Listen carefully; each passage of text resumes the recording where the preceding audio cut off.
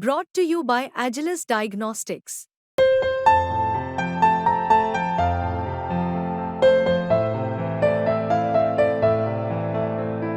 Agilus Diagnostics.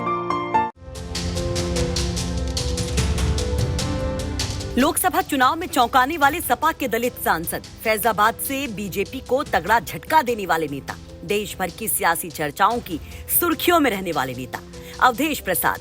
Milkipur से विधायक रहे अवधेश प्रसाद को फैजाबाद सीट से लोकसभा चुनाव लड़वाकर अखिलेश यादव ने सारी समीकरणों को ही मानो पलट दिया। बीजेपी के सबसे बड़े मुद्दे को धराशायी कर मानो सारे नैरेटिव को ही नकरवा दिया।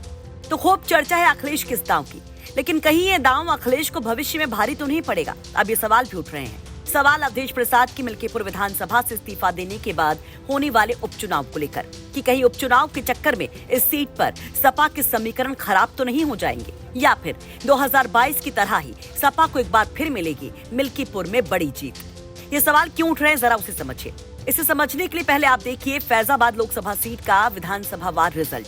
फैजाबाद लोकसभा क्षेत्र में 5 विधानसभाएं आती हैं: दरियाबाद, रुदौली, मिल्कीपुर, बीकापुर, अयोध्या। जिसमें दरियाबाद विधानसभा में सपा को 1,31,277 वोट मिले, जबकि बीजेपी को 1,21,283 यानी कि करीब 10,000 वोटों से सपा को इस विधानसभा में जीत मिली। जबकि ऐसे ही रुदौली में करीब 11,700 वोटों से सपा जीती। वहीं बीकापुर में भी सपा को करीब 29,500 वोटों से बड़ी लीड मिली, जबकि अयोध्या में करीब 4,500 वोटों से ही बीजेपी जीती। यानी कि कम से कम अयोध्या विधानसभा से बीजेपी को जीत मिली, लेकिन बेहद ही कम मार्जिन से। चलिए अब जरा उस विधानसभा की बात कर लेते हैं जहां अवधेश प्रसाद के इस्तीफे के बाद उपचुनाव होना है, यानी कि मिल्कीपुर।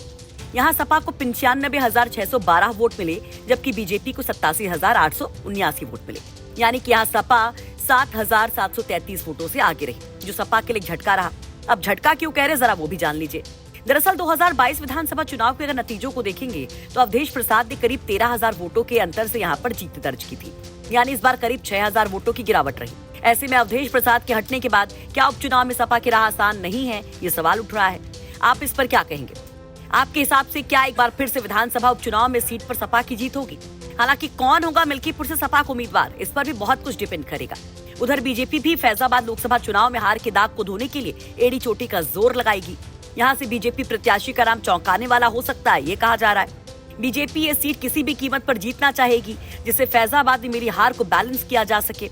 आपको क्या लगता है इस सीट के उपचुनाव को लेकर, और ये जो मार्जिन कम हुआ है, क्या ये मुश्किल खड़ी करेगा? इस पर अपनी राय कमेंट बॉक्स में जरूर रखें। साथ ही साथ ये भी जान लें कि लोकसभा चुनाव में अवधेश प्रसाद ने करीब 55,000 वोटों से बीजेपी के उम्मीदवार लल्लू सिंह को हराया था। ब्यूरो रिपोर्ट, यूपी तक।